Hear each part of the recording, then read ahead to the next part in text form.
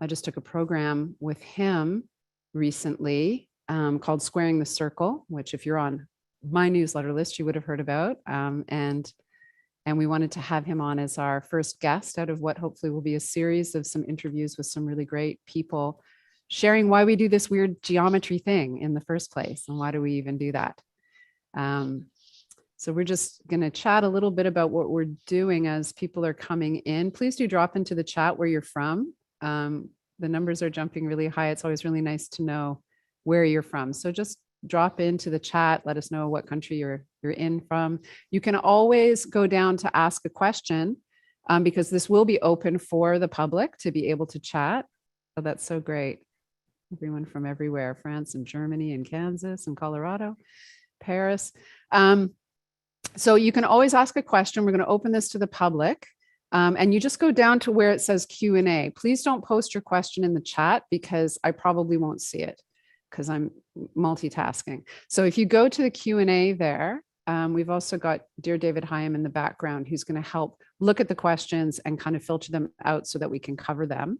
And then you can choose to come on live or you can just have the question asked and we'll discuss it. If you do have a question and it's specific for one of the speakers, for Scott or Jonathan or myself, please just let us know if there was someone specific you wanted to hear from. Otherwise, we'll just kind of jump in and dive and have fun. So what we're going to do today is we have Norway and Portugal and California, Miss California. We have kind of a theme today, and the theme today is about honoring differences.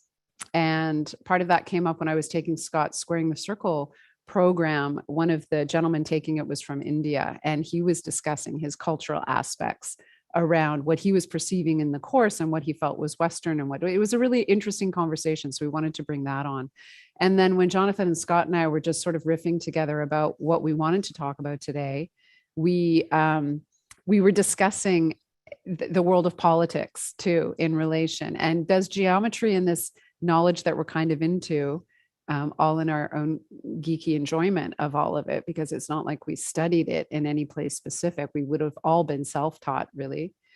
Is there any place that it fits in politics or that it has a unification or any kind of purpose that it can serve to elevate it above the kind of the political divisiveness and mire that we find ourselves in repeatedly through history? So just kind of throwing out there the idea of honoring differences as the theme, in hopes that the alchemy of the talk also helps to weave any broken strings back together and what it is that we can offer into the world. Bonsoir. Wonderful. It's so great to have everybody here. So what we decided to do is we're going to have Jonathan give a little 10-minute overview of what it is that he's been working on recently. I'm going to share a little bit of my work because people get confused about the body work related stuff that I do in relation to geometry and where does that fit. And then Scott is going to go over and show you the incredible programs and different things that he's created. And then we're going to open the floor up. But as we're introducing ourselves too, one thing that we decided to talk about was how we all became interested in this field. So Scott made a comment the other day about what university he went to. Do you want to jump in and share that, Scott? Well, I went to university for sacred geometry and Facebook. So that's where I learned all this.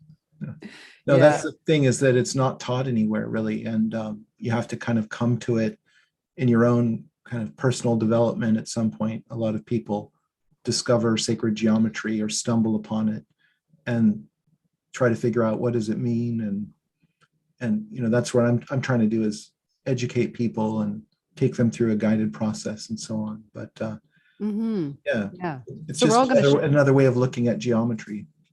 Absolutely. And so we're all going to share a little bit as we introduce our respective work, because so many different angles, pun intended, really, to this work. It covers everything from physics to how they're making eyeshadow now. Everything's called fractal, and that's kind of another thing. But there's so many different ways that geometry presents itself in the body, in physics, in art, in architecture, in history, in so many different things, in structures, social structures even. You can use geometric models for that.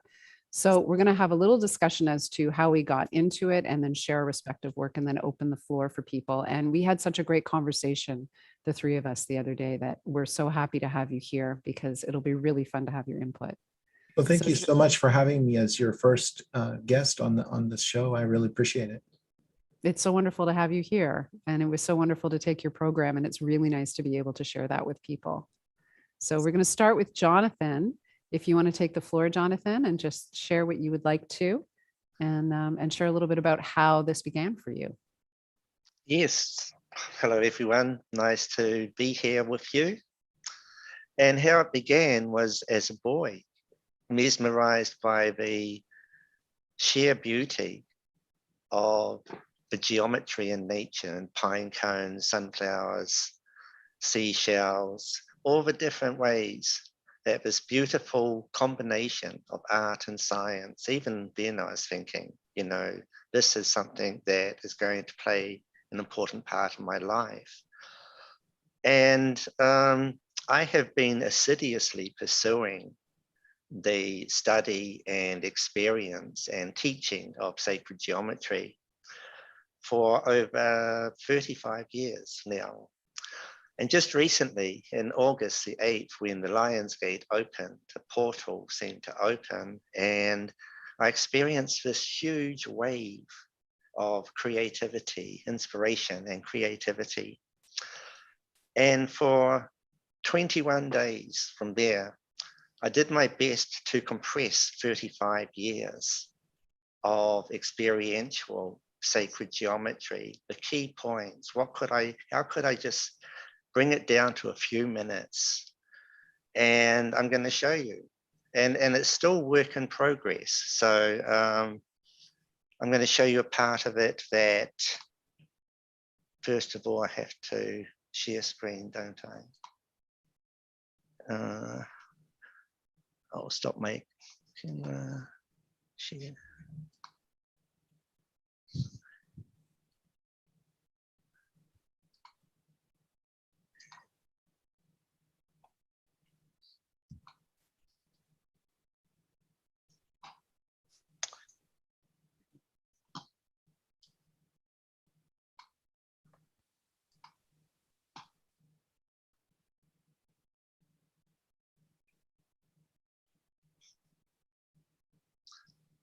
So sacred geometry, the theme here in these images for the next few minutes is the circle. The circle is a containment, it's a portal, it's a rabbit hole that contains infinity at its core, or infinite possibilities for the way that the area, the space within the circle can be filled perfectly, geometrically, with all these shapes and shape combinations and patterns. They all fit in perfectly around the center of the circle. They connect one to another and form this pattern, this overall pattern that is aligned to a higher order. And as we look at this geometry, think about what's happening and where the real power of sacred geometry lies. It doesn't lie on the screen. You're seeing it, you're seeing this geometry on the screen, but that's not where the power lies. The power lies in what happens after this information is transported to your brain. And that happens through reflected light. And these light waves carry the information of the pixels on the screen. And this binary form of frequency passes through the cornea, the pupil, is projected onto the lens in your eye, which projects it to the back of the eye, the retina, where there's a membrane with millions of light-sensitive nerve endings that respond to this light information, they respond to it through pulsating and generating these neuroelectrical charges that pass along the optical nerve to the occipital lobe at the back of your head. And it's here in the occipital lobe where that information, that binary code, is reinterpreted, is translated into what it represents. And your mind produces, your mind generates everything that you are seeing here. What you're seeing isn't what you're seeing on the screen, it's what you're seeing in your mind. And think about dreaming. In your dream state, the images seem as real in your dream as they do in your waking state and reality, as we call it. But your eyes are closed. When you're dreaming, your eyes are closed, you see everything. And so these geometries, think of it as you're dreaming now. And it's not your eyes seeing it on the screen, it's what's going on in your head. Because the power, the real power of sacred geometry is where it takes place in your head, in your consciousness. And no two people will have the same experience because this information has to pass through, has to filter through all these different screens that we have erected at one point or another in our lives that alter whatever passes through it. It takes on the hue of this screen, whether it's a prejudice, a negative thought, a doctrine, brainwashing, anything like that can affect the information accordingly.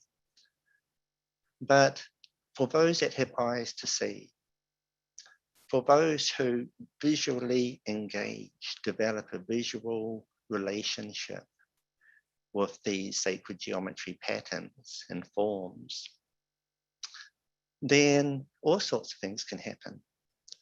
Because geometry is algorithms that emerge from the source of creation and describe continuous, timeless, universal actions that are aligned to a higher purpose. And can only be known to us through geometry. And it's something that has been taught for millennia. All the ancient civilizations, the mystery schools, the schools of initiation, sacred geometry was an essential element of the curriculum. And they had a process commonly called the journey home, which meant the transition from Maya, the state of illusion, to Samadhi, the state of enlightenment. And sacred geometry can play a pivotal part in that journey because sacred geometry provides us with a tangible connection to this higher order. And as we look at it, and the frequencies of these geometries, the harmonic resonant frequencies of these geometries, where each shape is a mathematical program that contains mathematical properties and processes such as interangular relationships, vectors, vertices, radials, meridians, perimeters, parameters, ratios, proportions, root powers, truncations, fractalizations. All these things are contained in these geometries, and all those things are also reflected out throughout nature because that's what connects everything and everyone is proportional similarity. The ratios and the proportions in these geometries are tuned to this natural order. And as you visually experience it and entertain it in your consciousness and your awareness, every image you experience and every thought you have has an associative neural pathway forged into the brain. And when your mind is focused, undivided attention in these geometries, it brings about an entrainment of self and non-self, where these geometries can be enmeshed into your consciousness and can help to align you to the harmony of universal order.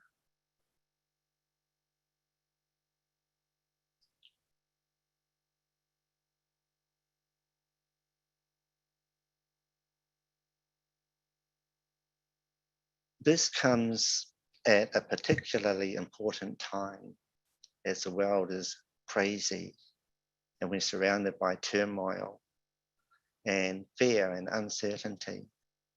Sacred geometry can provide a sanctuary, a reprieve from that, and can give us solace for even a short time as the turmoil swirls on around us.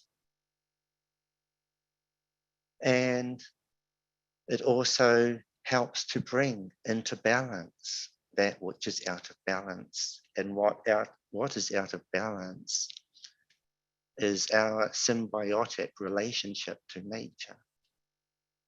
And don't feel personally guilty about that, because it began back in the Industrial Revolution, when we started looking at nature as something to be exploited.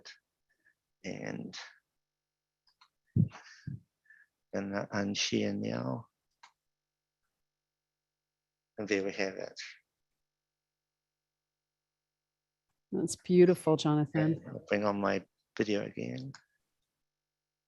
Yeah, I really enjoyed that. Oh, thanks, Scott. Do you want to share, Jonathan, about how, because that video is just a part of a larger piece that you've created. Oh, yes. And also it stops a little bit through the translation on Zoom. It's a little bit, so I just want people to know that when you actually get the full video from Jonathan, it's really fluid and it just takes you right into this space. It's really beautiful work. So please share where they can reach you. Yes, that is a clip of something that, is just about ready, not quite ready. And so I'm going to give my email address out. And I'm also going to give the address of something that I put up, along with the assistance of my techie, a gallery in the collectibles, so that I'm going to start sharing my art in that form, cryptocurrency. It's just like the first time I'm going to give files out, and individual one-of-a-kind files. Do you want to drop those URLs into the chat to everyone in there? I'll put in chat. And also mention it for anybody who maybe can't see the chat. I'm not sure on YouTube or, or on the Resonance. This will be recorded and shown on the Resonance Science Foundation YouTube page. So if you're watching on that after the fact, Jonathan will just mention what the URLs are so that you can also write that down. Okay, now you know what a technological moron I am, aren't you? And that even this is going to be a mission. Okay, why don't you tell me what it is and I'll type it in. Okay, my email is Jonathan Quintin at gmail.com. And I'm just going to bring up that. And that's Jonathan, Jonathan. Yes, it is. Quintin. Yes. Quintin, Quintin, for those who might not be able to see the chat. Yes. Okay, next one. And the next one is https:// one word, SEAC. SEA. As the ocean, OpenSea.io/assets ? Assets, question mark. Yeah. search. Can you not just And copy and paste that into the well, chat? that's I have got it copied. Where do I paste it?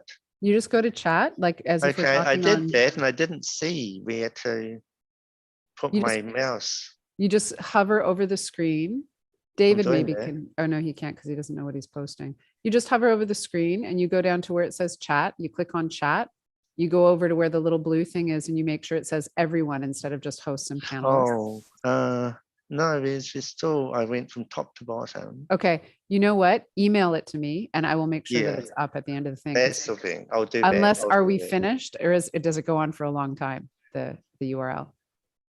No, it goes on. So I'll email it to you. That's the Okay. best thing. I'll do that once I'm finished. Okay. People Yeah. are saying what amazing work it is, Jonathan, and thank you so much. And somebody wants to host your work in Barcelona. So we'll send that on. So thank you very much for that beautiful work. And please do avail yourself of, watching geometries like that. And Jonathan spends all of his time using all of these different programs to bring together what you just saw. And he has beautiful music that goes over top of it. And geometry, the way that I describe why geometry is important, and my field is to work with the body and health and healing. And I'll explain a little bit about myself in a second, but it's that I say it's the nervous system watching itself watch itself.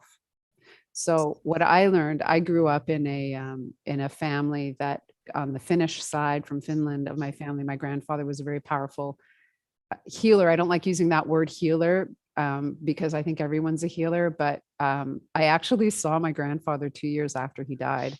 When I was 11 years old, he walked into the room that was my bedroom at our cottage that was his house. And as weird and esoteric as that sounds, I was not asleep and I was not daydreaming. He was a very powerful man. And he had one of the first massage practices in Toronto, where I grew up and where I've just returned to, that he was a masseur here before anyone really knew what massage was. And my mother was a very well-known dancer with the National Ballet of Canada. And so he was working a lot on the dancers back in the early days when they were starting. So through all of that, I grew up in a technique that my mother ended up creating because they all stretched. My grandfather just did it as a living. I mean, for his own living, for his own life. And my mother ended up really restructuring her whole body. She left dance when she got pregnant with me. And then 13 years later, she had not stepped foot on stage. She was 45 and she danced Juliet in Romeo and Juliet for the 25th anniversary of the National Ballet of Canada. Now, she had not stepped foot on stage for 13 years. And at 45, that's really old for a dancer. And she went and did this pivotal role. And she did that because she had restructured her whole body by discovering through stretch what she could do. So my mother is now 90 and she's still teaching on our online platform. This is where I teach here now in our studio that I grew up in and that I've transformed into my own little creative hub. And this is where I work with clients and where I teach twice a week. So if you're interested in learning about your body and the fractal nature that the body taught me, you can go to geometryofhealing.com. And if you want to learn more about my mother and myself, you can go to somaticstretch.com. And I will put those into the chat as well.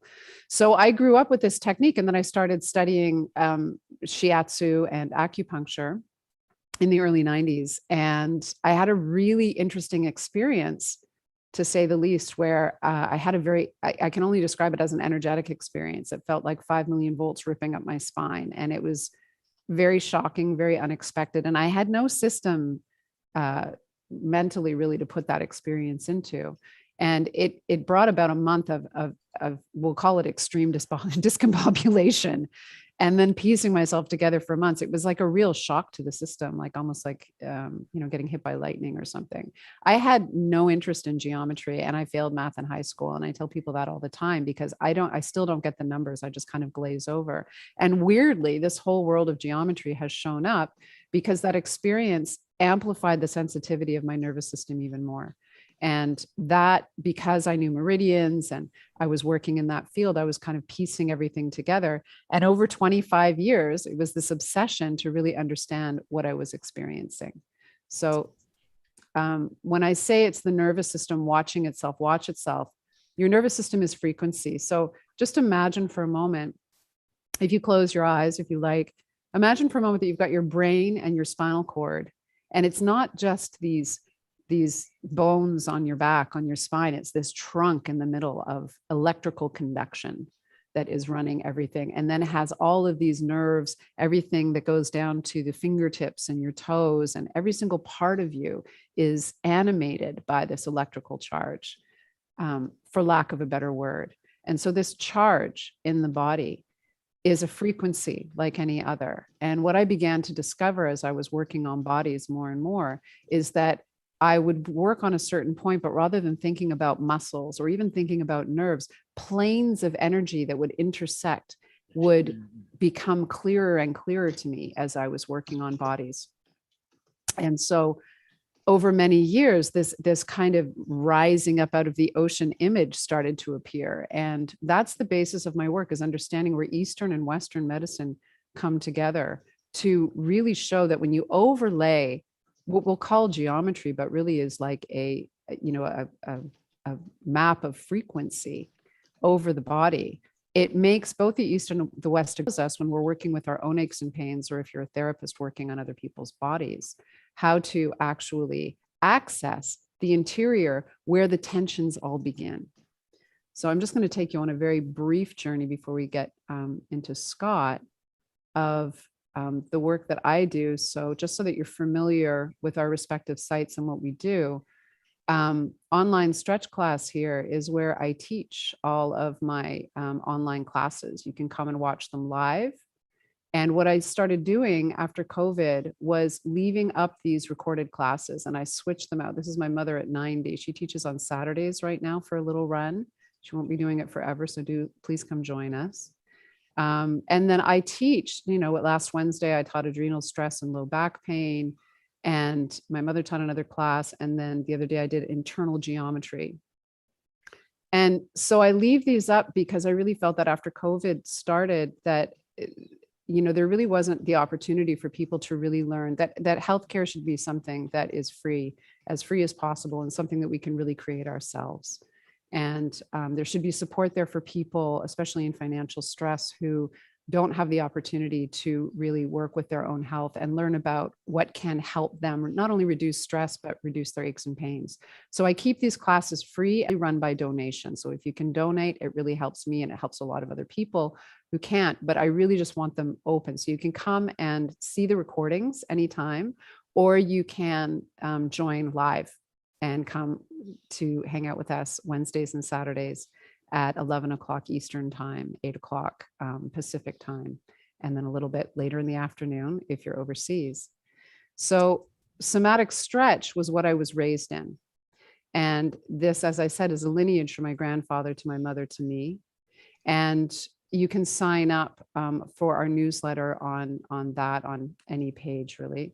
But it's something that I use. I say that the body taught me what fractals are, and somatic stretch taught me how to use them. So I teach people, in order to understand the internal structure of their body, how to release their own aches and pains and help. And we have a whole international training program that we've been running for the last decade, that my mother and I put together many years ago. So that's the somatic stretch side. The geometry side is, because people get confused, they're like, what are the two different things? And so the geometry side is the understanding and the theoretical work of understanding the East and the West. And here's a talk that I gave at the Resonance Science Foundation a couple of years ago, which you can learn about. And then there's a whole online fractal anatomy program that the Resonance Science Foundation also sells, that's also on my website. And this is a whole theory. This has a lot of information about how the East and West can come together. What is pi? What is phi? What is Fibonacci? You can have a level 1 or a level 2 of it, and a lot of information here about what this is.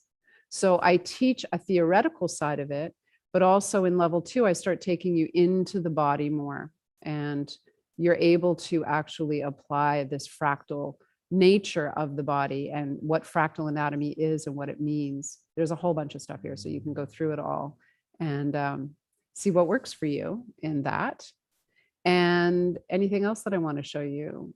You know, the store has a lot of different videos and different things. On the main page, and also in the store, you can sign up to my newsletter list that talks about all things geometric, and you can sign up for my stretch class or my stretch list, where you learn a lot more about somatic stretch and why it's different and how it's different.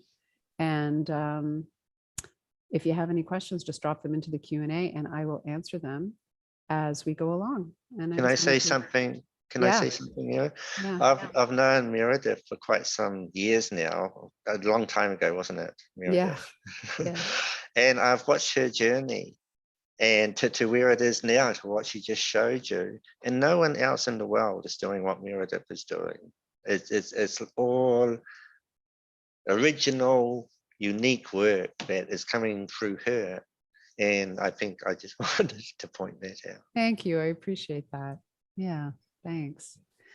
So I work with people online, and I work directly, and you can see stuff on my website, my different services that I offer, but please do ask if you have any questions. I did want to show one thing, actually, I forgot, if you don't mind, if I can just take a moment before we get Scott on. I just want to take a quick moment to show you, because I'm sure you would have questions about it. Essentially, what I learned was this. I learned that the body is frequency.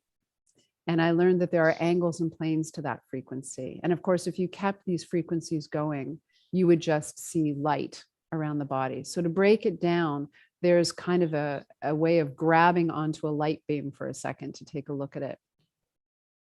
And what this does is and I'll just show you really quickly, that this is the geometry that presented itself to me. And there's a lot of theory behind this geometry, and more that I'm learning all the time. I had some geometers come in the other day, and they constructed this huge vector equilibrium that is sitting in front of me in my room. I love the stuff that I do. And they were talking about how, and I have somebody else who's working on this shape as well. I'm learning more and more from people who have different perceptions of the geometry. And the guy the other day was saying, if you ever needed validation that this is a very logical quantum structure, here's the proof. And we spent 3 hours going over geometry together with it, because he was inspired by that. So this all might seem a little bit strange because I'm whipping through it, but again, the program has everything in it. And this is the main thing I want to show you. What I've learned is that when you have neck, shoulder pain, elbow pain, any kind of pain in your body, we think about a millimeter in, we think about an inch into the body. And in fact, where tensions begin is with an arrestment of breath, how you perceive something outside. And we hold breath and start to torque and pull from the inside. And there are certain points in the interior part of the body where you can see not only the common chakra structure that we see, but on each side of the body, where there are points that really that's where the congestion is. And when you can recognize it in your own body, you can release tension on profound levels. And as a therapist, when you're working on a body, no matter what modality you're using, when you understand to not think just in the way you were trained to think, but to use that training and then think even further into core, we'll call it, the whole nervous system responds and releases, and you can really release a lot of tension patterns and therefore common ailments and pain syndromes much more effectively. So that's what I do. Thanks for listening. It's fascinating that you approached it through the body, which is a new lens or an alternative way of going. I took a different route. Mm-hmm. And should I go ahead and? Please do. I was just about to pass it over to you. Yeah. I started with geometry like a lot of people in school, learning about geometry class. And so that was the whole mathematical side. And I really loved that. And I remember I got my first A+ in my geometry class. I loved it. But I was kind of a very studious young man, or kid, really. And then when I went to university, I became acquainted with a different aspect of geometry in my studies in architecture. And that would be the quantitative side. It's using geometry to measure things and to take dimensions and so on. And so that was a whole trip I went on for, I don't know, like a couple decades of working in architecture and training people who want to be architects or engineers how to use the software. So I became a real expert at the software side of the quantitative aspect. And then around the late 90s, I became aware of the crop circle phenomenon. And I started drawing crop circles on my computer. And that really expanded my consciousness, or expanded my notion of geometry to a totally different thing. And I was encountering the qualitative aspects of geometry. That is the felt experience of it. And I think that's probably why a lot of people are drawn to sacred geometry is they feel their way into it. They don't think their way into it like I was doing previously with the quantitative aspect, but they feel their way in. And so geometry is wonderful, and it has all these different ways in. So just drawing for the sake of drawing is what got me into the whole qualitative aspect of sacred geometry. And then that ended up triggering something in me, which was, I've always been a person who's been very interested in everything and learning. And so I kind of catalyzed this documentary series that I made called Secrets in Plain Sight. And it's all about patterns in architecture and art and urban design, and even in the cosmos. And it all comes down to geometry, to sacred geometries that are encoded in different places, sometimes in really uncanny ways, in cities or in buildings or art. Sometimes it seems like people are unwittingly instruments of this geometry that wants to be manifested. And so I made that series. And that was sort of the beginning of my journey into sacred geometry. And so I want to show you my website that has a lot of different courses and workshops and books and lots of different things related to this aspect of geometry, the qualitative aspect.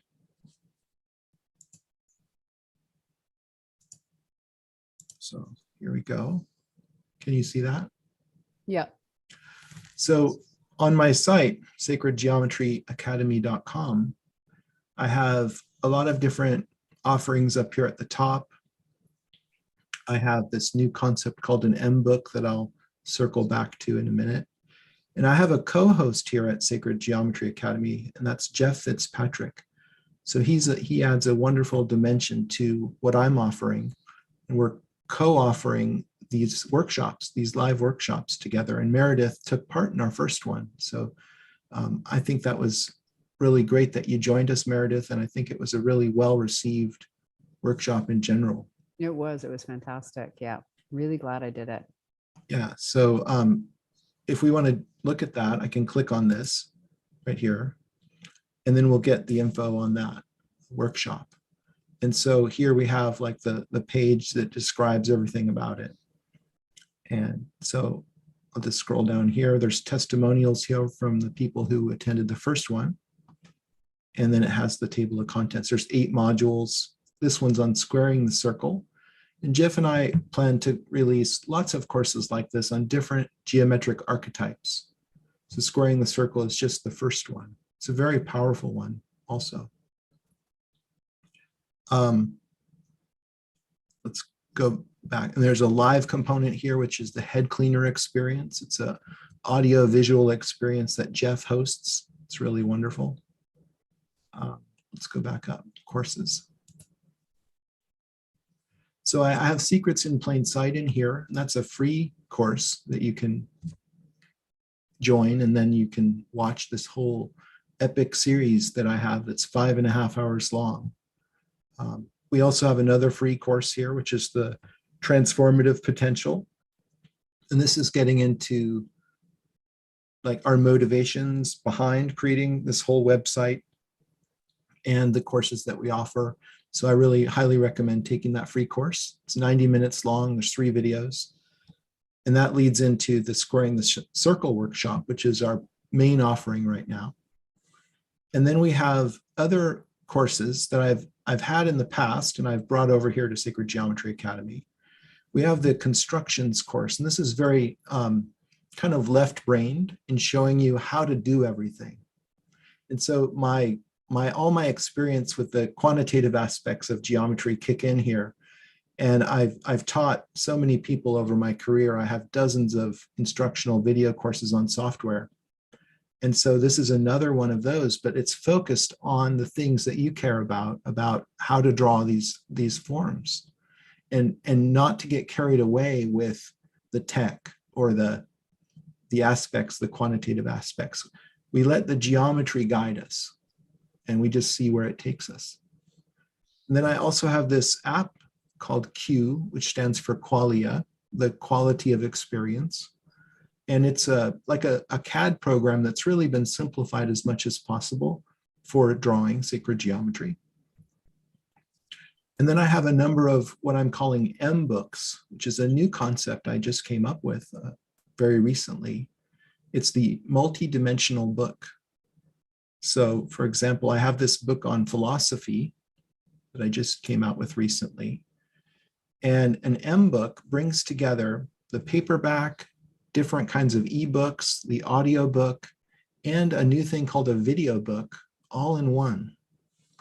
It also includes community access. So when you buy the M book, it respects your multidimensional life in the sense that sometimes you want to read the paperback when you want to have like the most kind of luxurious experience sitting in your comfortable chair with a light.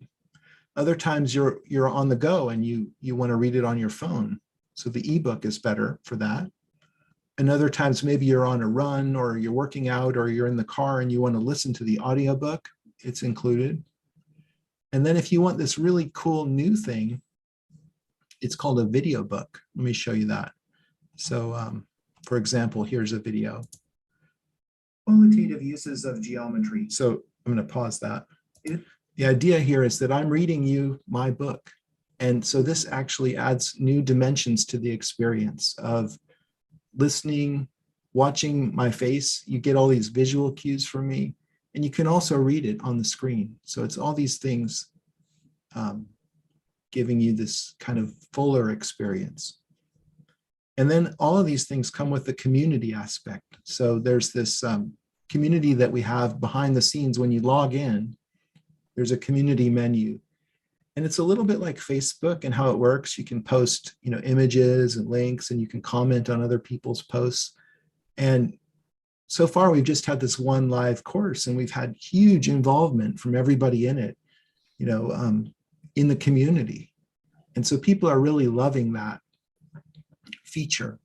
And this is where, like, in a really good class, you make friends with other students in the class, right? It's not just a relationship you have with the teacher, but it's also about the relationships you develop in the class with the other students. And I think that's what this is trying to simulate in an online way, is having that community experience that we naturally do in person, right? We all know that. Like here's an example of a quick, brief little animated GIF that shows the idea of the community. Yeah, and I met some great people through that too. And there's one beautiful soul who's doing incredible geometric things with the geometry that I find in the body. Like, it's a really, really fun community. Yeah, and I'm just really excited to see how that develops in time as we add more courses in here and more offerings. There's going to be a lot more people involved, and the community is just going to take off.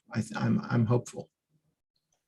And so you can just come in here and explore these different offerings. I also make this proportioner instrument, which it's kind of a labor of love. I hand assemble them, I mail them out one by one, and they're golden ratio calipers. So they're great for discovering the golden ratio around you in the world and in things in your home. Maybe you can I've looked at corporate logos and been amazed at how often the golden ratio is part of the design, because it's something that works on us, even if we're not aware of it. And it's, yeah, go ahead, Meredith. Sorry, somebody named Franklin just said, I use it all the time in my painting practice. Yeah, it's very much tied in with aesthetics. And that ties in with these other books I've written here. on the golden ratio, what I call the divine proportion. Mhm. And also I did this book on Leonardo da Vinci's paintings and how I reveal all these ways he encoded the golden rectangle in his paintings. And, you know, I think that's why he made such incredible artwork, aside from being obviously talented technically, but his work is on a whole other level because he's using the golden ratio in his composition.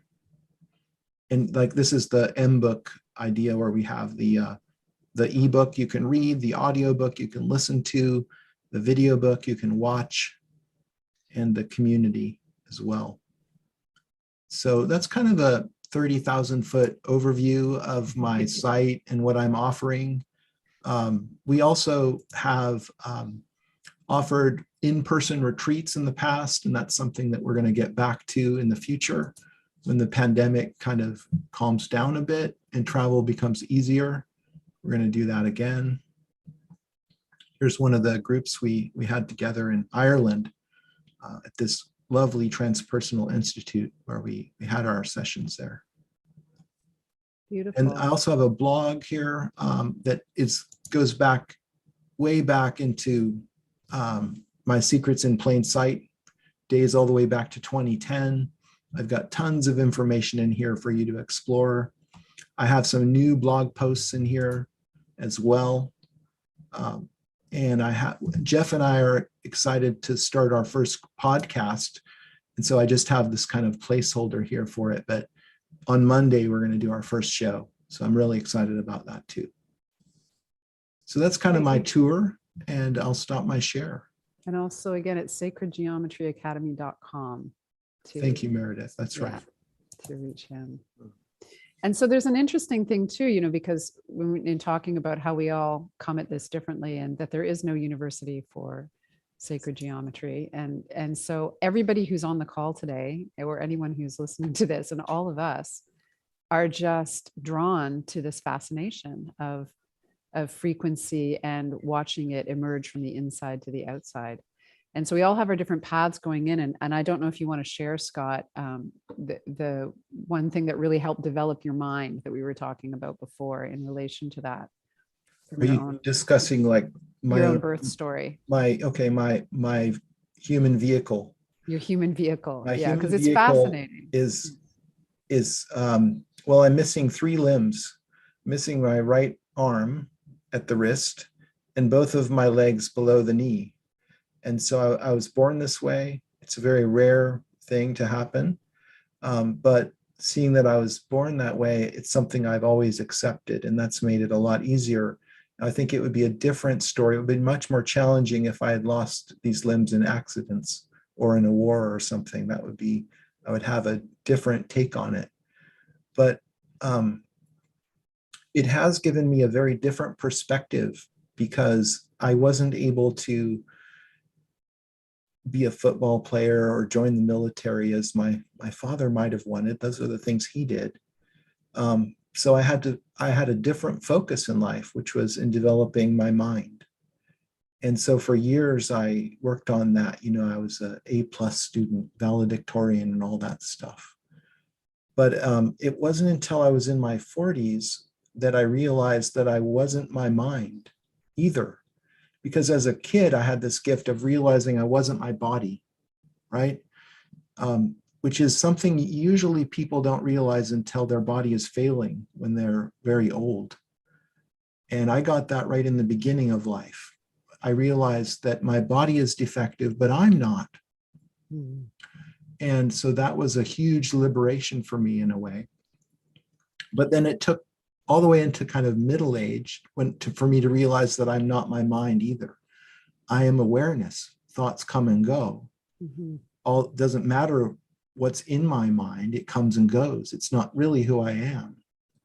And that kind of went along with a lot of study and attraction to non-dualism, and kind of liberated me from another kind of trap that a lot of people are in, which is identifying so much with their particular vehicles, body and mind. And so I find that really quite liberating to realize the truth, which is that I'm consciousness just like you are. And that kind of led into my most recent book on sacred geometry, philosophy, and worldview, because I go into the philosophy of where sacred geometry is coming from, I think.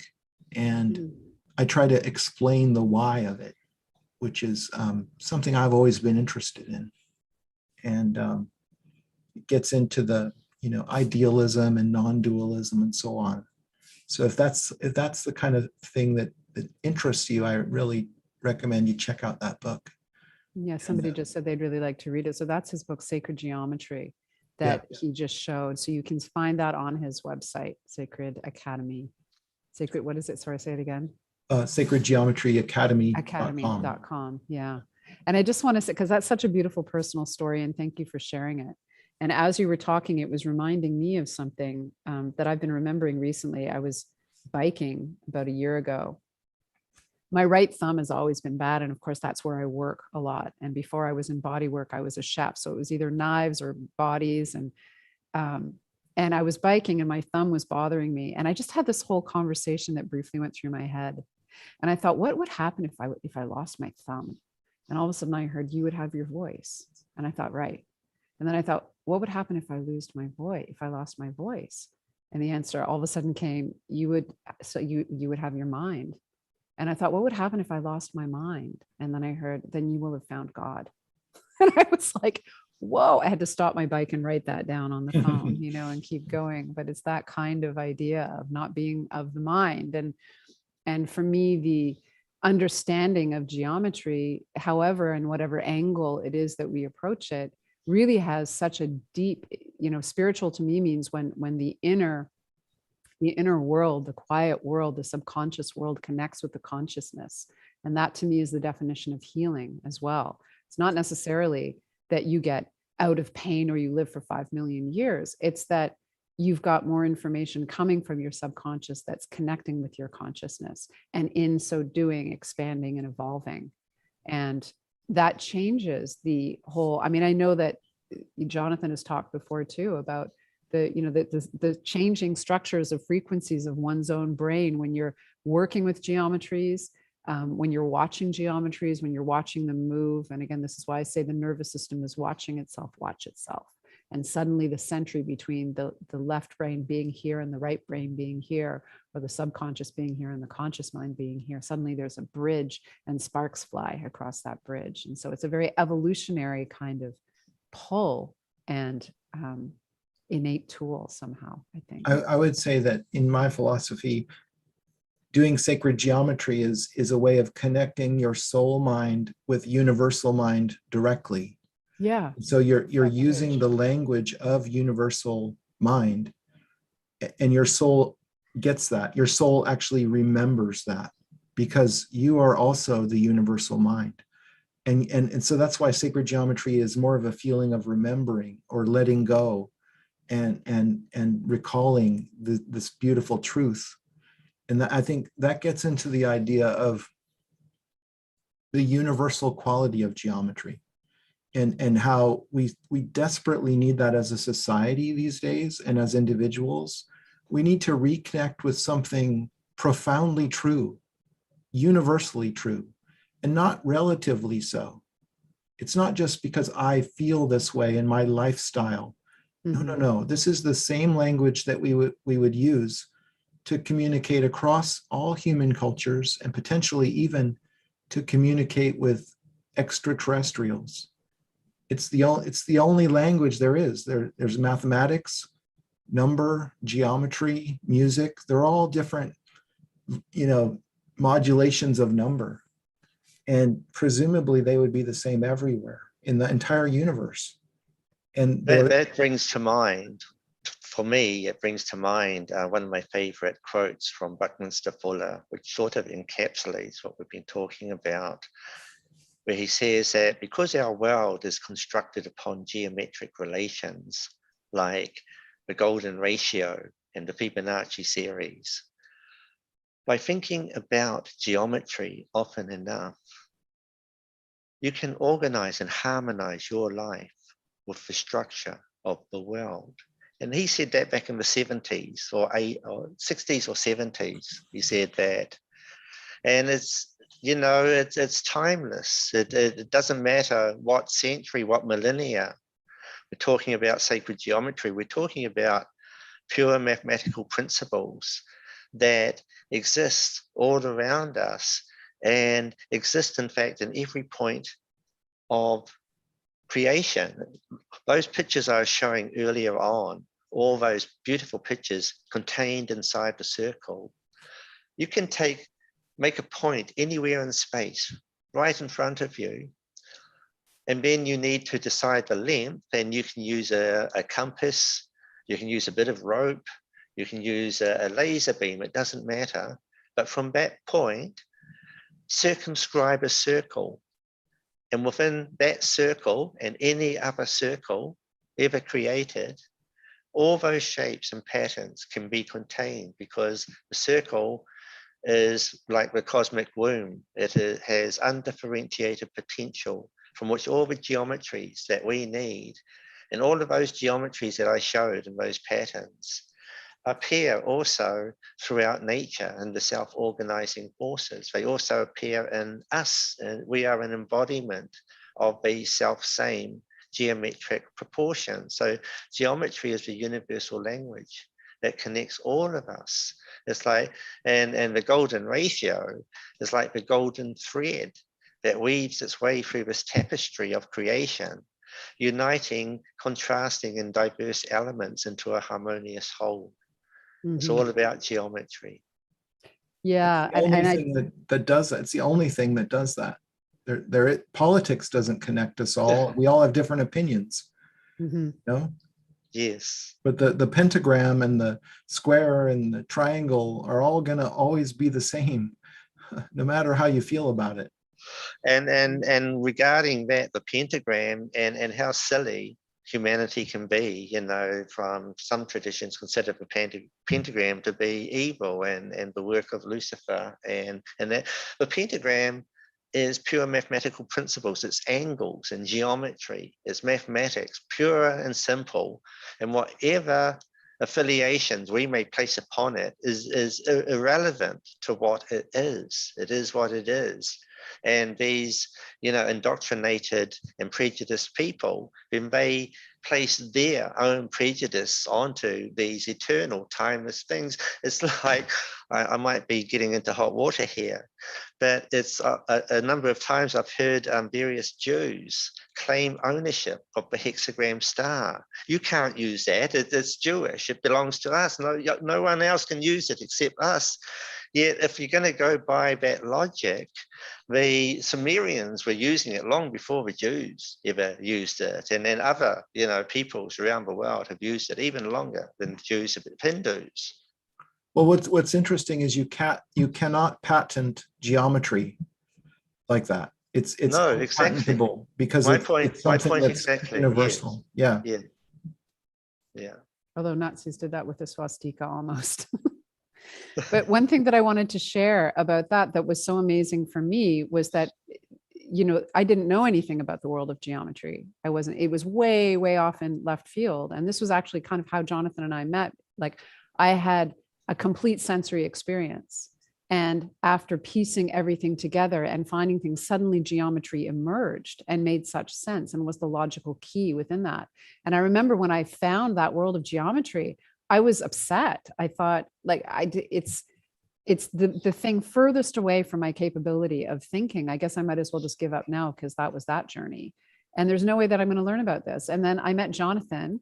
He was giving a presentation, and I was so stoked by his presentation, and I ran up to him all excited afterwards, and we've been friends ever since. And that began meeting Jonathan, meeting Marshall Lefferts, meeting different people. These people started showing up in my world, giving me the language to explain what I could see. So it wasn't that I had to learn a whole new thing. It was that I had the language because the body showed me. So the fact to me that we're all made of geometry and all connected is kind of proof in my own body, because I was never looking for it. I never knew to look for it.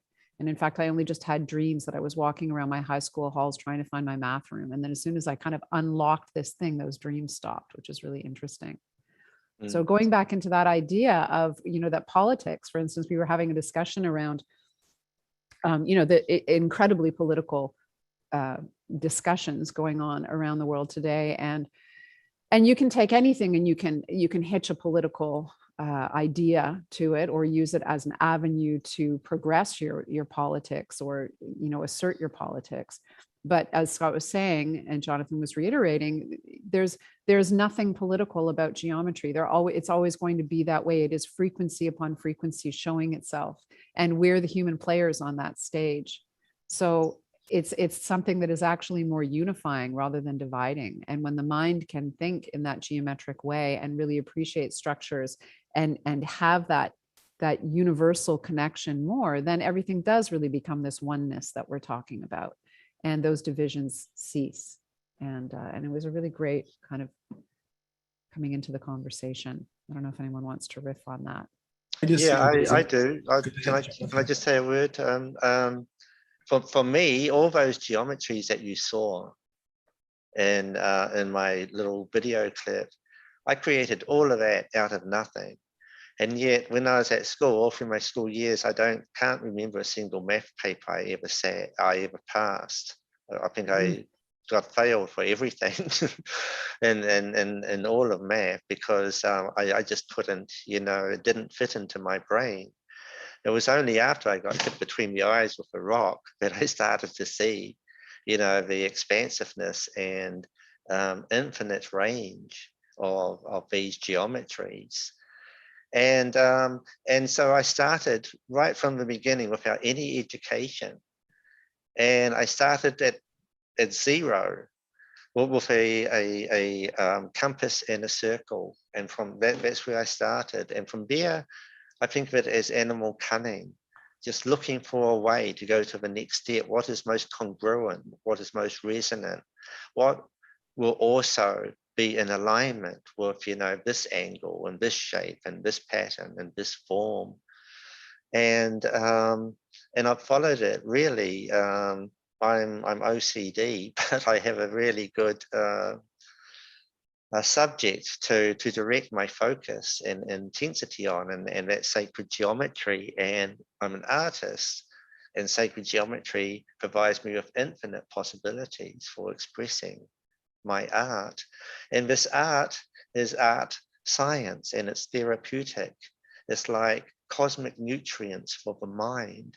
As you take these geometries, if you absorb them, you're filling yourself with these resonant frequencies. They're like vitamins, cosmic vitamins, and it's helping to reinstate and enhance your personal relationship with nature and everything in it and cosmos, and to shift from individual consciousness to universal consciousness. Unity consciousness is, for me, has always been an important reason to have sacred geometry in my life, is it opens you up to the unified field, to unity, and it helps you think outside the box, literally. And it provides you with the tools that will assist you in, first of all, bringing into balance that which is out of balance, but also into alignment with natural order. The best way to experience nature and natural order, of course, is out in nature. But for a large number of people, probably the majority of society, they don't have that luxury. But geometry offers a compromise that brings the principles of geometry, of nature's geometry, into your field of consciousness. You don't have to leave the room to get the actualities of what it is, because, as I said earlier, the real power of it occurs in your mind, in your consciousness, in your attention, and your purpose and intention. And if it is to align yourself to natural order and align yourself to integrating the left and right brains, merging into whole consciousness and expanded awareness, and the goal being enlightenment and super consciousness, then this is a perfect field of study for you to investigate and pursue. I find it Great. amazing that geometry contains all this ways to transcend, but it also, the same geometry contains the roots of rationality and the ways of engineering the world, because the world is made out of geometry. And that's why the quantitative use of geometry makes sense. And that's why we use it to make architecture and engineering, because the world is made that way. And so we're mimicking that when we design things using it. But that's a very mundane way of using geometry, in a sense, because it's just a practical way of making our lives better in the physical. But geometry goes so much farther than that, because it's the same language of all universals. You can transcend the physical aspect of life using geometry as the vehicle. And that's the qualitative aspect that's so powerful. But it's the same geometry, folks, that does all of that. I don't know what else you could throw in. It's got everything, you know. That's why it's so attractive once you start to get into it. It just keeps giving you more. And if you look at it in a different way, it even teaches you how to think clearly. Euclid's Elements was kind of like the most published book in the West, aside from the Bible. And it was required reading up until the 20th century. Somehow we lost the plot on that, but everybody had to learn that at some point. And that was just basic quantitative mathematical geometry. Great. Well, let's go to some questions. We've had people asking and raising hands. Franklin, you've been really patient. And do you want to come on? And I think, David, do I just answer? I just clicked, would you like to answer live and come on? Did I do that right, David? I can bring Franklin on. Okay, if Franklin wants to come on, I'm not sure if he wants to, but. And then his question was to Scott et al. Mathematics is the universal language. With this in mind, what implications for quantum mechanics? If the observer is the implosion of the pure potential, what does sacred geometry offer to this weird field of physics? Oh, this is something I covered in my book, Sacred Geometry, actually. There you are, Franklin. Hi, Franklin. Hi. This has been lived up to all of my greatest expectations. Brilliant. All of you are absolutely brilliant. And my question is, what are the implications of sacred geometry for quantum mechanics? This idea that the mind is entangled. I think I would go so far as to say it's all potential until the human sensory nervous system collapses it into this particular time and space. It's like, this is what we're doing. We are that mechanism which allows the potential to become the specific. We are the atom, the singularity. I think it's worth remembering a couple of things. One, atoms are geometry. They are mathematics. They're nothing else. There's nothing to them but math or geometry. The electron orbitals describe these beautiful sacred geometries. That's all they are. Another thing to keep in mind is that the entire universe in 13.8 billion years ago was at a singularity, a mathematical zero-dimensional point where everything was entangled, right? And so when the Big Bang happened, did things become disentangled? No, they're all still entangled.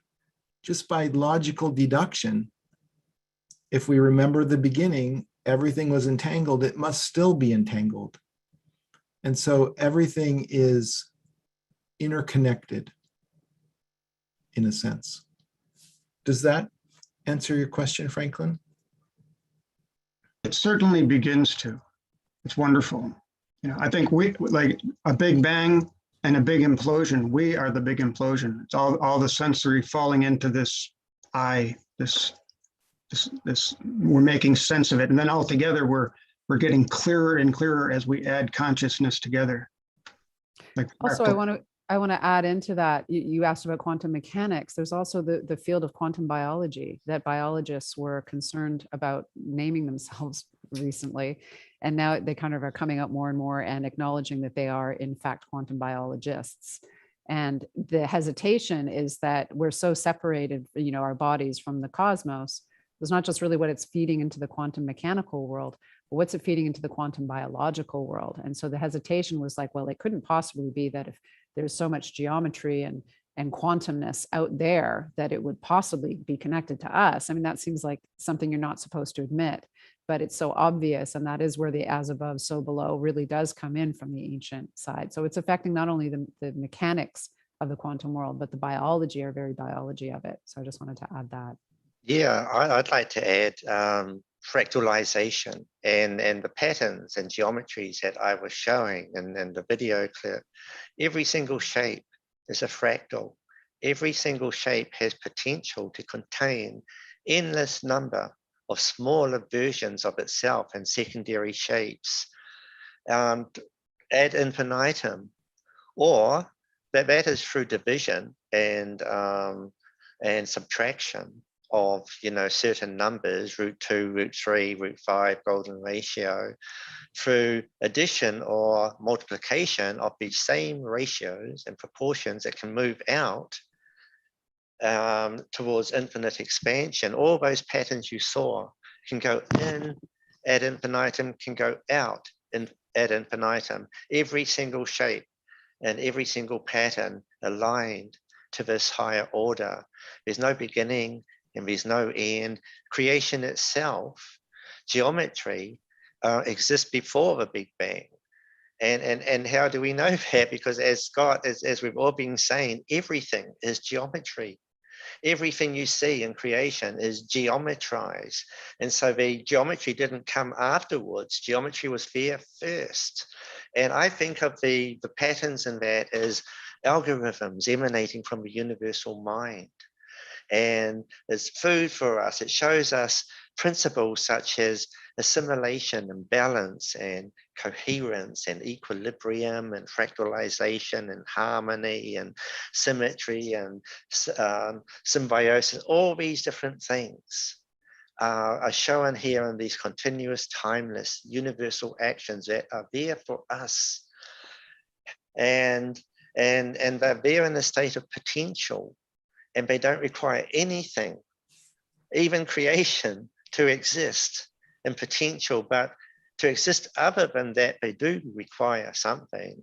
They require an observer. They require you. They require your consciousness, because your consciousness gives them existence. It gives them existence in your mind, in your consciousness, and when otherwise they'd just be invisible upon the archetypal planes. And in return, you are assimilating this information, this universal information. You're assimilating it. It's enmeshing itself into your consciousness so that it's attuning you. It's attuning your vibrational field to the harmony of cosmos. Just by looking at, as Buckley says, all you have to do is, if you think of it often enough, your life is going to come into alignment with these principles, this harmony, this natural order. Great. Shane Mitchell just asked a really good question, and I just want to request, Shane, can you drop it into the Q&A, because it's a good one, and I'll pass that on, but I'll lose it in the thread. But sorry, Scott, go ahead. I lost my train of thought. Okay. How are you doing, Franklin? Did that help answer your question? Oh, sorry. Yeah, beautiful, brilliant. Thank you all. Thank you so much for coming on. We appreciate it. Oriana, there's another question that you had. Do you want to come on and answer live or question live? Here we go. I think I'm doing that right. David, do I do that right when I just click that little thing there? We can hear you. I would like to have my question. Yes, she said. So can you bring her on? Oh, I see. Okay, then I can just do this. Oh, you're on it? Okay, thank you. Oh, hi, Oriana. I know you. You come to my sketch class. I was going to say, I have to talk to you further about this geometry internally. And I actually think we've talked a bit, you knew Emily Conrad, who developed continuum movement. Continuum. I didn't know her, no. Sarah Grace, who ran and created the Somatic Sanctuary where I used to work in California. She studied with Emily for about 10 years, and she's a wonderful continuum teacher who is still running that through her center, somaticsanctuary.com. Wonderful. Well, I studied with her for decades, probably, and literally trained myself as an explorer of the inner movement as form, function, and texture and sensation. Powerful So work. geometry then is what I've been feeling internally, and but more in the sense of sensation, so that the sonar wave sent out by dolphin, they had discovered, oh, they not only see in an underwater image, but they feel it, they sense it, they touch. And that way is what geometry is to me, is sensation now. That's what it is to me too. Yeah. Okay. So I've refined it to where, and I was talking with William Brown and Dr. Inez on what that singularity of the heart in the right atrium, the pulsing, the pacer, which is I believe it's to be the centriole that coordinates all of the mitochondria, and it's a geometric pattern unfolding from the origin of time, where the universe is the Big Bang in every moment, and in the singularity, which holds everything, is the rhythmic pattern. So what I'm really wondering is that the singularity, according to what Dr. Inez was saying, that it's always a double torus.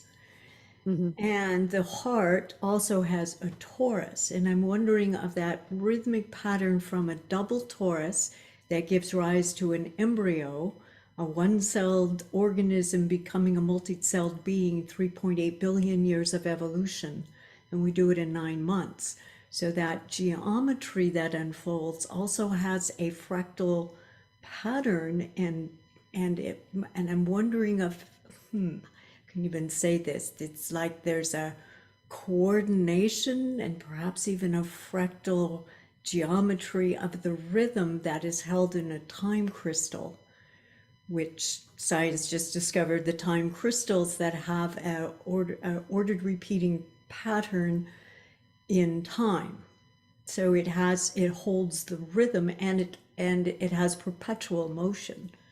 So this rhythmic patterned unfurling is within us. It's knowable. And what I feel is it's the universal language that we can learn because we already know it. It is our unfolding. I think it's where we come from and where we go back to, even though we don't know what that space is. And in your question, that's beautifully expressed. Thank you. In your original question, it said, what is the geometry of a double torus singularity and how does it move into a torus? So that's more of a larger question than I could answer with that, but I do want to show you something in my screen share, if I may. If I go to this, over here. If I go to, oh, I have to go to my program. Where's my program? Wait, I do know my website.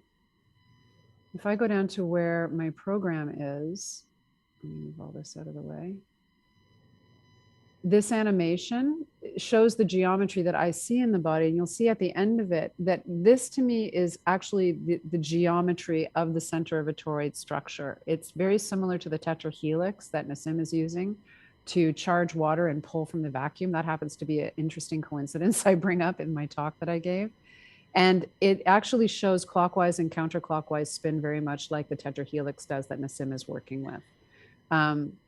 As you double that, so to me, I feel like I'm kind of looking at what these planes of energy have shown me in the body turn out to be something that you could literally kind of wring out like a towel. It's kind of like clockwise and counterclockwise working at the same time, which brings us down to a 0-point field. So it's always pulling in and out of the 0-point field. And that to me, and I'd love to hear what the others have to say about it, is where that initial spark is. Somewhere there's a line between where we begin in the distortion of the field. The 0 point has no distortion in it whatsoever. And then there's this space over here that we come from and go back to. And so there's that original spark. And as soon as the distortion begins, then matter starts to create itself. So to me, I feel that the geometry that the body has shown me is indicative really of that question, which doesn't mean I can answer it fully, but this is my geometric response as the body has taught it to me.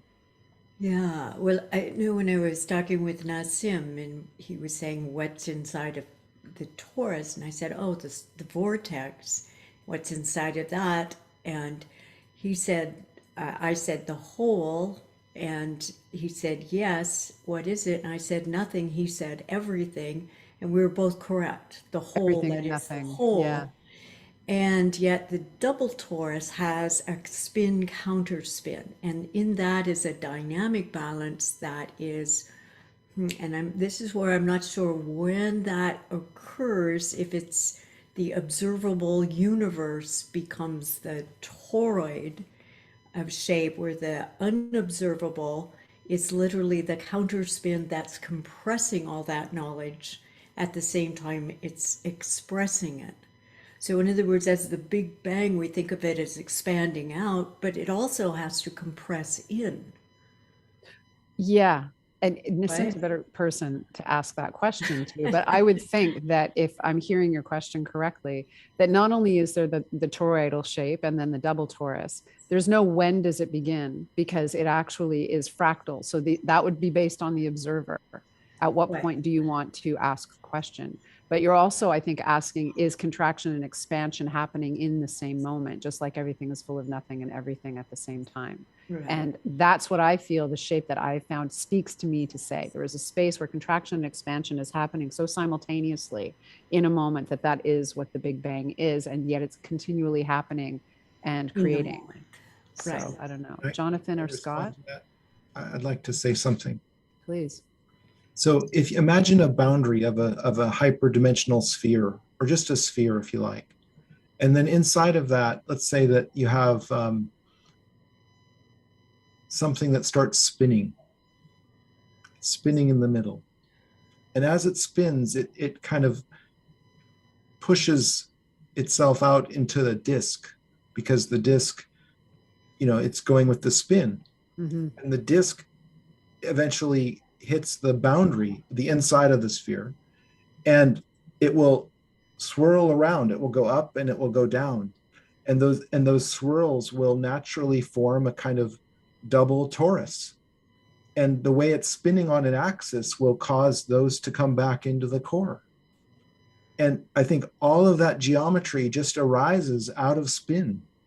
That's all you need, is movement relative to the boundary in spin. And then the entire geometry comes out of that. Right. Geometry is all interconnected. And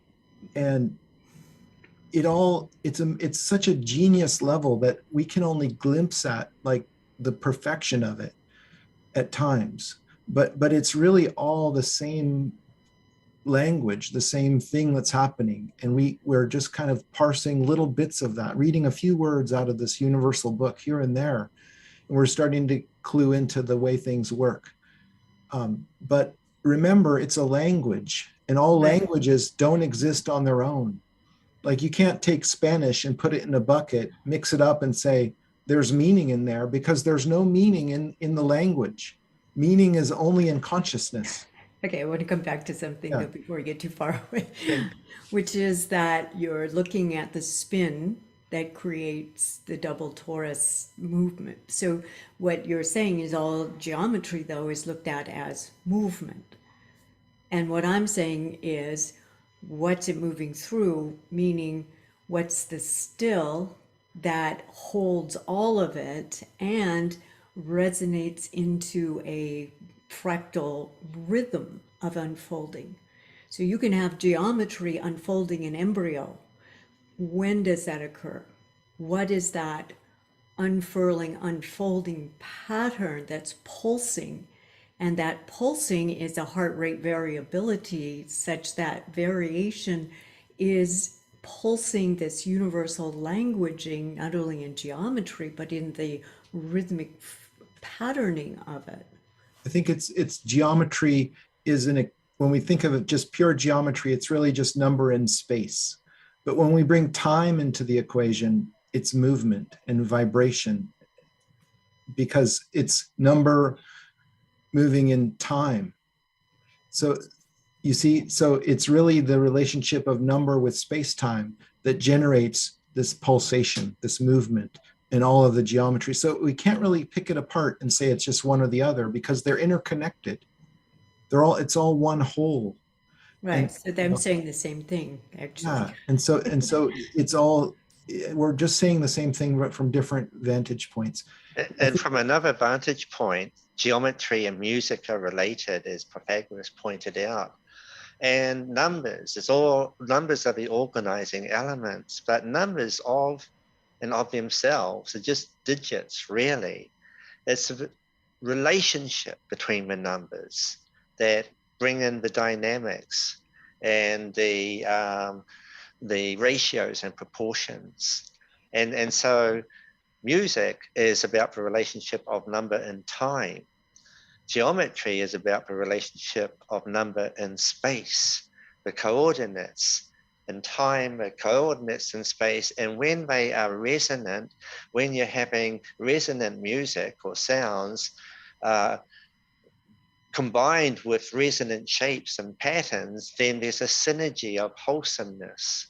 And the two work together in a beautiful therapeutic way. That's something that I'm working on with a number of people, is to combine the two simultaneously, so it's a more holistic experience, sound and visual and emotional, physiological experience to it and of it. So relationship is the key, I think.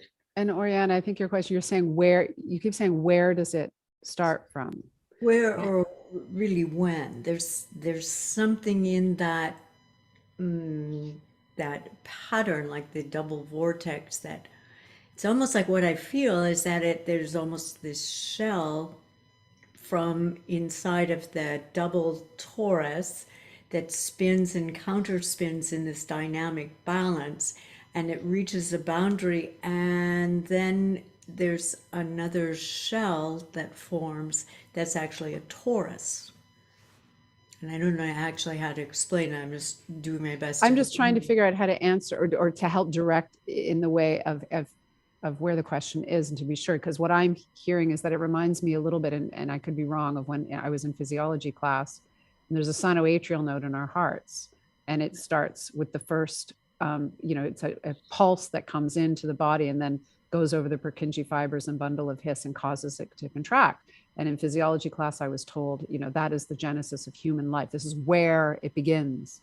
And I said, well, but where does it come from? Because you can't just have it come from offshore somewhere. And my teacher said, Meredith, when you have a better answer for the class, you can come back and let us know. So I learned, don't ask the question, the where isn't really able to be answered. And yet the mind wants to try to understand. And the way that I try to look at it is, as I was mentioning, this 0 point field, where there is total silence and total potentiality at the same time. And it has no distortion. We don't know what's really over here. That's physicists to work out that thing, but there's no distortion. And it's only when distortion in the field begins, when the spin starts to spin, then matter is created. And toroidal shape is over anything alive and living, every cell, every atom, every energetic impulse. But so I don't know if that's this helpful. right atrial, this sinoatrial point, right, that begins that first contraction. That's what I was asking William about. Did that become that first centriole? Now the centriole has a geometric form to it. It has 27 microtubules in 9 groups, 3 in each group, and they pulse together like an opening and closing of an iris of an eye. Mm-hmm. And the centriole pulses this geometric form that allows the biophoton field to be read into the water of the cell, that is then creating this electromagnetic networking to all the mitochondria. And at this point, we need first William geometry then the 27 that's pulsing, and what I feel is that it's pulsing these geometric forms that are actually the communication within the cell. I think that probably it's a really good question to continue the thought with when you go into the Resonance Academy Q&As and William's on. Ask William about it, because that's his name, right? I So, thought yeah. these geometry guys would know it. The way I want to say something about Yeah. that, the cell is a wonderful thing to learn from, because it's the patterning that we can weigh and measure in the visible world, what I call the visible mind. But it's kind of a shadow of the what's happening in the universal mind. So if I can speak to that a second, I think it might be more clear. In the universal mind, you have unfiltered consciousness, or universal consciousness receives a boundary.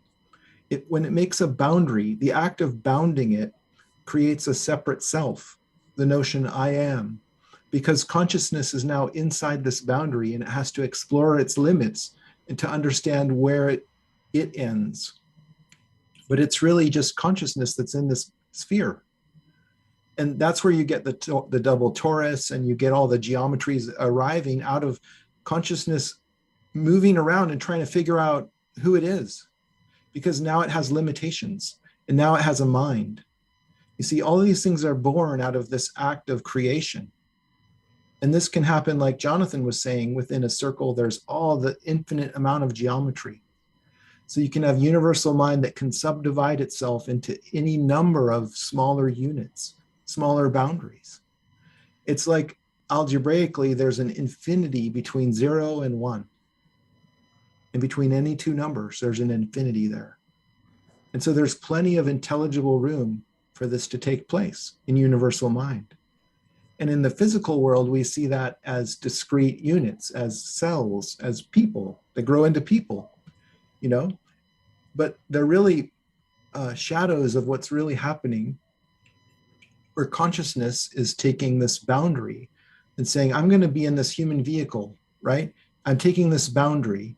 And so I'm going to identify with that. I'm going to say that I am Scott, right? For this ride, I am Scott, and you are someone else, right? But we're really the same consciousness having these human experiences, right? And it's all mediated by geometry, because that's the language that consciousness uses to express itself. So that's why the world is made of geometry. It's because it's the way we think. It's the way everything is magically brought into being, is through this movement of consciousness through space and through time. And again, I'll come back to what is the heart that holds the pulse, the rhythm that gives rise to the unfurling, unfolding pattern of geometry. That's just the relationship consciousness has with time. It's trying. It's And Vibration. again, you're coming back to making consciousness and time then separate things. Well, time is one of the first ideas, and space is another one. But they're all in consciousness. They're not separate. But it's a really primary idea, space and time. Yeah, and that's what I'm saying is pulsed in the heart. You're calling mind, but I'm saying heart, the heart of the universe is the heart that is born in every moment, the Big Bang in every moment, pulsed in the heart. That is the unfurling, unfolding pattern that is contained within the time crystal that holds the perpetual motion and a rhythmic pattern unfurling, unfolding. And I think we're trying to define Yeah. what people call God in 3 letters. But it's a beautiful question. Thank you very much for Jonathan and Scott for your input. I think we'll take one more question. And I do want to say, I just want to say thank you. That it actually was more clarifying to me of just, oh yeah, that's it. That's I'm really glad. Good. It reminds me of something. I'll just finish a thought on that I was writing paragraphs and paragraphs trying to get a thought out once upon a time. And I literally looked up at the sky and said, just write me, because I just didn't know what to do. And my fingers just like pumped out this thing. And I was like, ugh, and I crossed my arms and I looked at it. And it really surprised me. And so I kind of use it as a really typical phrase, which is geometry is not the source of energy, but it is an agent for the human mind to witness the invisible in action. Oh, that's beautiful. Oh, yeah. So it's That's finding it. that like first point. It's like there's kind of no beginning. It is the spiral that's always going, and that the human mind wants to come in, and it's always the geometry this, but it's just an agent to have the discussion and watch the invisible in action. Another way of saying that is it's a vehicle. It gets you there. Yeah. And it doesn't Yeah. really matter the particulars of the vehicle, because really it's supposed to get you from here to there, right? And so we can fall in love with the vehicle, but we don't have to. It's really a way in. And the Thank you. visual has sensation to it. That's the point. And that I think sensation that is we how I agree on discovered that. any of the geometry. So I'm with you on that one for sure. Perfect. Thank you so much, Thank you so Oriana, for your much. question. I really Okay. appreciate your input. Yeah, Take see you care. tomorrow morning. Okay. Everybody Yeah, come. great. See you then. Thank you. So we'll take one more question. I'm sorry that we can't get to all of them, but we really appreciate, we're hoping to run more of these. So if you do want more of them, maybe drop a note to the Resonant Science Foundation. Let them know.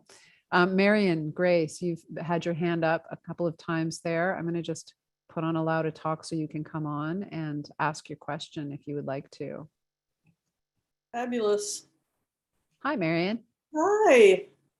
Do you want me to read your question first, or do you just want to? Remind me what I wrote. Okay, you wrote, I'm interested in the weaving of the dynamics of geometric relationships and the static geometries that we see and cognize. It feels that the body is essential in this investigation, and also in relationships from the body self into the world. Also loved Jonathan's pulsing from one geometry to another, but not quite showing how one geometry actually moves into another. So do you want to just maybe riff a little bit on that question, or ask something Yeah, more and it does specifically? feel very connected to the whole last conversation in a Yeah, certain way. yes. Mm. So I've definitely been feeling that what I've been adding to the whole equation of how the universe is structured is that it's actually all relating, and that it's the desire for relationship centered to something, to understand or to have some relationship to something that creates the spin. It starts to create a circle between you at center. It's like I was listening to this whole conversation and going, well, what's missing is you. You're at the center. You're not separate from all these geometries. You are that source that is generating all these different relationships and angles of consideration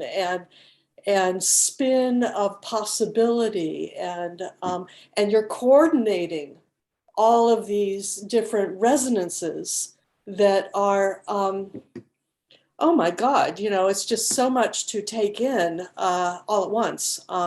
Where does the It's too much technical, to where does take the in all at once. mathematical, where does the spiritual, and where does the, Yeah, where it's where does it all? never just one thing. Yeah. Yeah.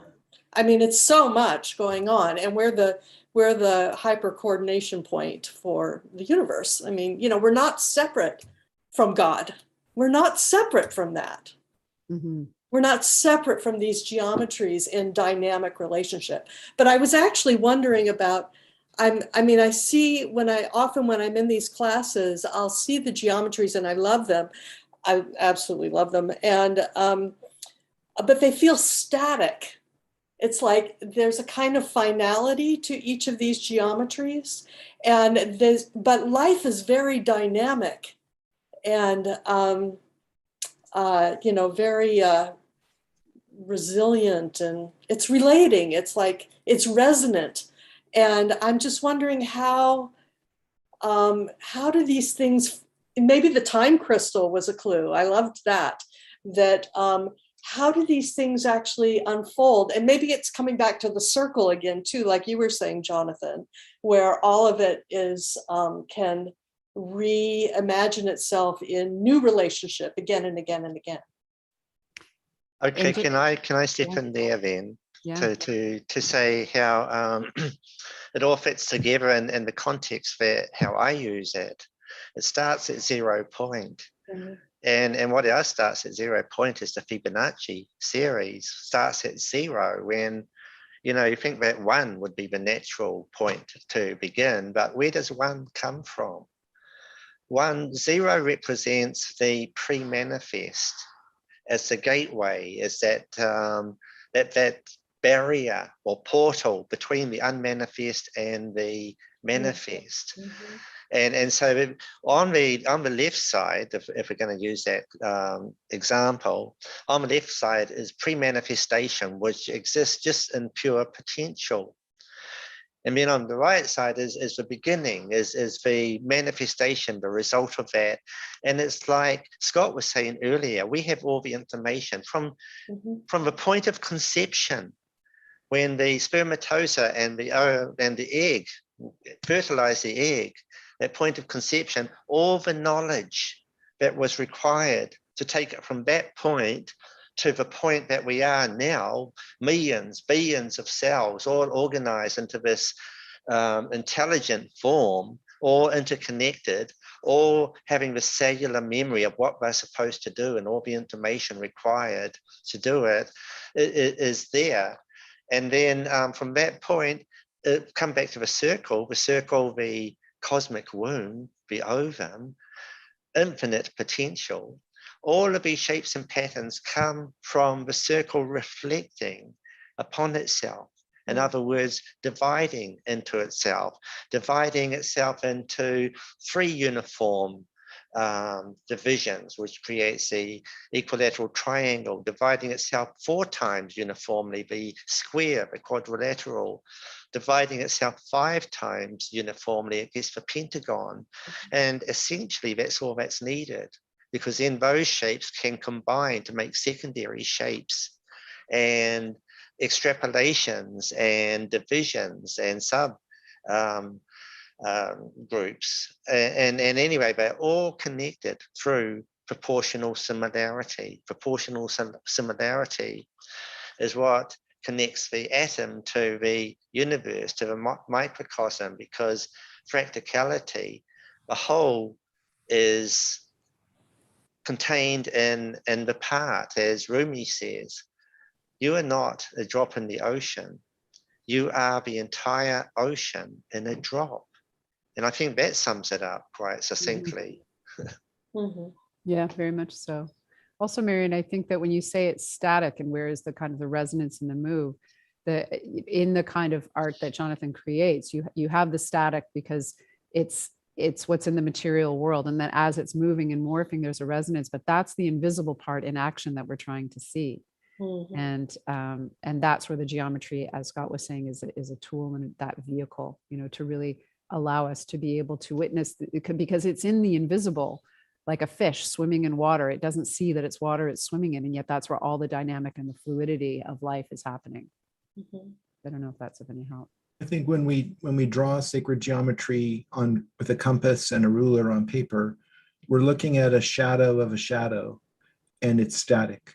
But we have to approach it. We have to really reduce the complexity down to that really basic level to be able to do it as humans. But the reality is it's way more complicated and way more interesting, and it's multidimensional, and it's moving, and it's interacting, and it's alive.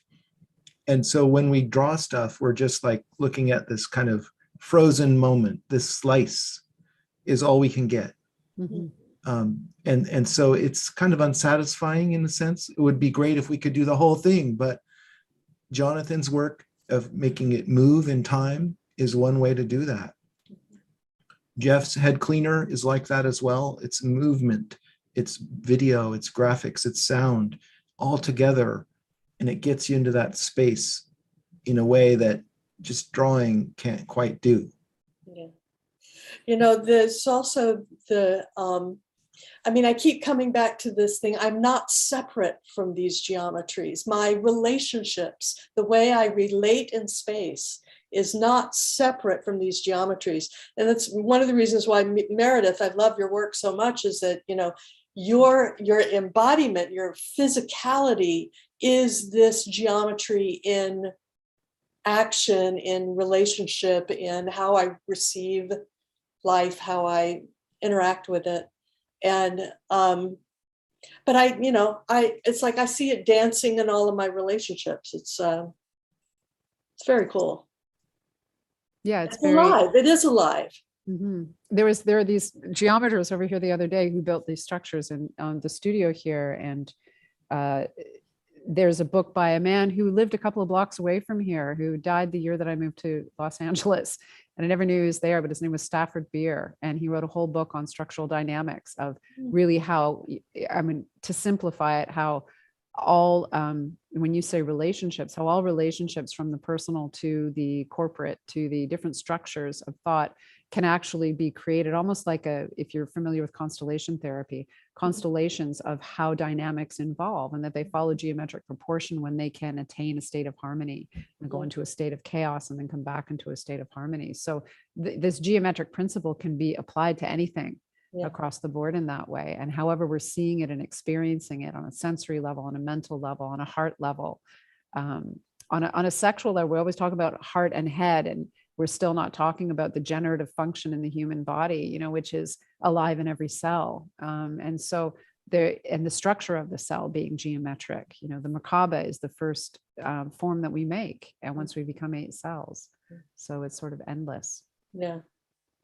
Thank you very much. And just one more little thing. It's like, well, not so little. I've been saying that we're moving from the static to the ecstatic. And that another way that I understand what you were saying, Jonathan, about the 0 point and the 1, it's like the 0 it's like a little seat. It's like a little hole in which consciousness can come in as the 1 and indent and intend. Intention is actually what starts to get the spin through that center 0 point. And then you ident to an identity through that, and start to have relationship with beyond that. So okay, that's it. Thank you for sharing. Thank you so much for coming on. Thank you. Thanks for taking my question. That was fun. Absolutely. So I think that we should probably wrap up now. It's been quite a long call. If I don't know if Jonathan and Scott, if you want to just drop your email information or any last things, I'll just share that my website is geometryofhealing.com. You can come to live classes. You just hit the online stretch class link. And also if you scroll down, you can look at the whole fractal anatomy and geometry of healing program that I sell on my website. The Resonance Science Foundation also has my program and Jonathan's program up on their pages and offerings there too.